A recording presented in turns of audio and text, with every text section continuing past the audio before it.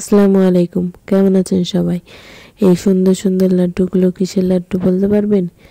এগুলো হচ্ছে গাজরের লাড্ডু। এই গাজরের লাড্ডুগুলো খেতে বেশ সুস্বাদু হয়।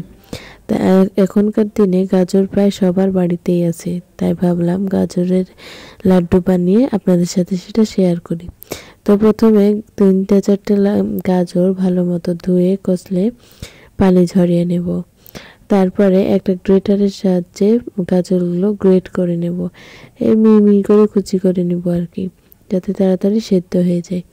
তারপরে কড়াইতে ঘি গরম করে তার ভিতরে 2টা এলাচ এবং একটা দারচিনি দিয়ে কেটে কুচি কুচি রাখা বাদাম, কাঠবাদাম, কাজু বাদাম কুচিগুলো ভেজে নেব। তারপরে এর ভিতরে কেটে রাখা ওই গাজরগুলো অ্যাড করে দিব। স্বাদ মতো লবণ দিয়ে কিছুক্ষণ নেড়েচেড়ে ভেজে নেব। তারপরে ভাজা হয়ে গেলে এর ভিতরে 1 কাপ পরিমাণ দুধ দিয়ে দিব। এই তো আমার এখন কাজ শেষ। এখন শুধু কাজ এই ঢাকনা দিয়ে ঢেকে ঢেকে একদম লো আছে গাজরগুলো সুন্দর মতো সেদ্ধ করে নেওয়া। এটা হাই হিটে দেওয়া যাবে না, তাহলে খুব তাড়াতাড়ি দুধটা শুষে নেবে। এই যে লো হিটে দেওয়ার কারণে দেখুন দুধও রয়ে গেছে আর গাজরটাও সুন্দর মতো সিদ্ধ হয়ে গেছে। কালারটা বেশ লাগছে দেখতে। এই যে এখন হলো কাজ, আমি এর ভেতরে গুড় অ্যাড করে দেব। আমি এগুলো খেজুরের গুড় ব্যবহার করেছি, আপনারা ছোলা গুড় বা চিনিও ব্যবহার করতে পারেন।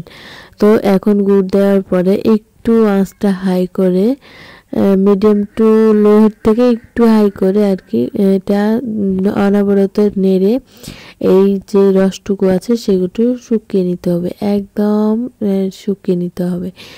এই যে রসটুকু শুকোচ্ছে, এমন সেন্ট বেরোচ্ছে যা বলার মতো না। এই যে রসটা শুকিয়ে গেছে, আমার এই গাজরের হালুয়াটা রেডি হয়ে গেছে।